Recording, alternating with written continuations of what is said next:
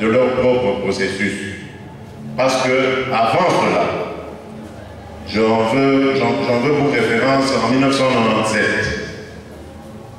lorsque les fameux libérateurs de l'époque de l'AFDL sont arrivés au Congo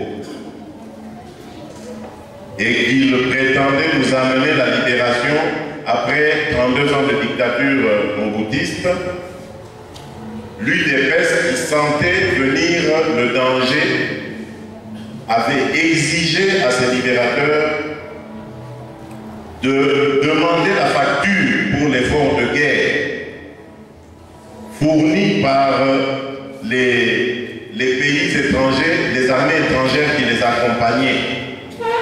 L'UDPS, par la voix de son président, a dit: demandez-leur la facture, que l'État congolais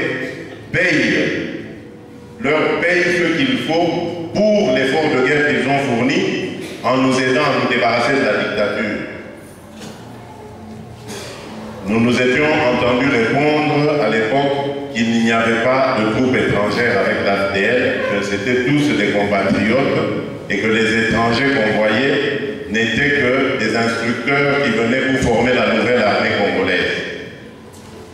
Mais nous savons que par la suite, il y a eu un chef d'état-major qui a commandé l'armée congolaise tout en étant de nationalité étrangère. Tout ça, c'est parce qu'on a rejeté la proposition de l'UDPS de l'époque, qui était de dire à l'AFDL de venir autour d'une table, de tracer un cadre juridique au cours duquel nous allons voir comment évoluer avec le processus démocratique qui avait commencé avec la conférence nationale souveraine, mais qui avait été interrompu par la dictature mobusienne. Malheureusement pour nous, l'AFDL s'est entêté et vous connaissez la suite. Il y a eu guerre, le pays a été coupé en plusieurs morceaux et nous dénombrons aujourd'hui plus de 8 millions de morts parce que la situation ne s'est toujours pas résolue. La guerre a changé de forme, mais la guerre est toujours là. Et elle est encore en train de revenir, elle est à nos portes. Je crois que vous suivez les nouvelles du côté de Goma, où on entend à nouveau des bruits de bottes. Mais nous disons que ça suffit. Les Congolais n'ont pas été créés pour être des chairs à canon. Les Congolais ont un grand et beau pays et ils ont droit à y vivre comme tous les citoyens du monde, à y vivre et à y jouir des richesses de leur sol et de leur sous-sol. Et pour ce combat-là, vous pourrez toujours compter sur l'UDPS. Ça fait 32 ans que ce parti a été créé pour l'intérêt de notre peuple, 33 ans plus tôt, et bien ça fait 33 ans, un peu plus de 33 ans, que nous n'avons jamais trahi ce peuple et que nous sommes toujours restés constants dans la revendication de notre combat derrière le président Étienne Tshisekedi Ouamoulouba. Alors, fort de cet exemple de 97, de cette expérience de 1997, nous avons compris que sans le dialogue, on ne peut pas aboutir à une situation de stabilité.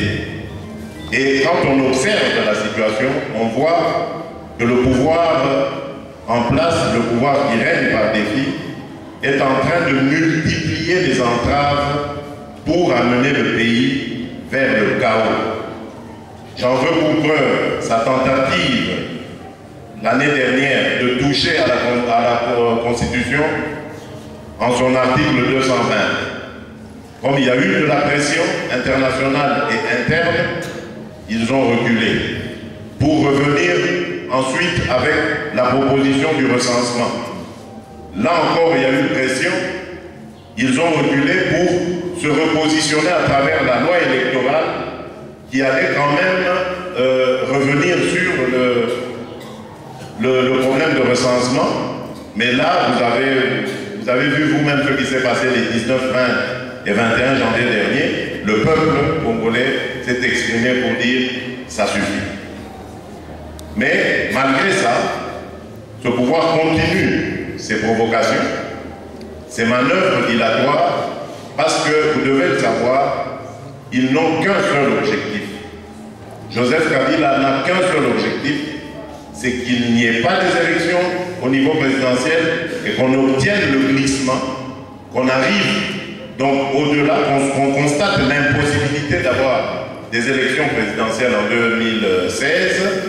Ainsi, il va vouloir maintenant du dialogue et il va nous proposer de nous mettre autour de la table pour imaginer une transition au-delà de 2016 qui pourrait lui permettre de conserver son pouvoir. Et nous disons non. 3 fois non. Parce que tout simplement, à l'UDPS, nous ne considérons pas qu'il a été élu. Si nous disons dans nos slogans Tshisekedi chef de l'État, c'est parce que nous pensons vraiment que c'est Etienne Tshisekedi qui a été élu. Donc